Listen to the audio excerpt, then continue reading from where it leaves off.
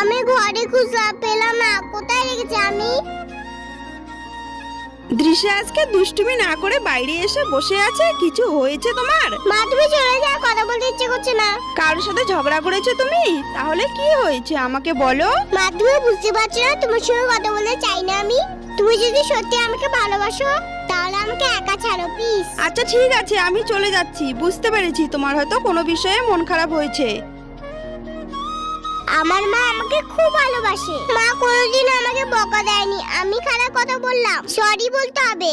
দৃশ্যা কোনোদিনও আমার সাথে এইভাবে কথা বলে না। কিছু একটা হয়েছে, আমাকেও তো বললো না। মা সরি। তুমি যে পুতুলটা দিয়েছো আমি হারিয়ে ফেলেছি। আমার কাছে ওই পুতুলটা খুব প্রিয়, কারণ তুমি দিয়েছো মা। তার জন্য আমি খুব রেগেছিলাম। একটা পুতুল হারিয়েছে বলে এত মন খারাপ? পাগলি মেয়ে আমার। চিন্তা করো না, আমি তোমাকে আরো একটা নতুন পুতুল কিনে দিব।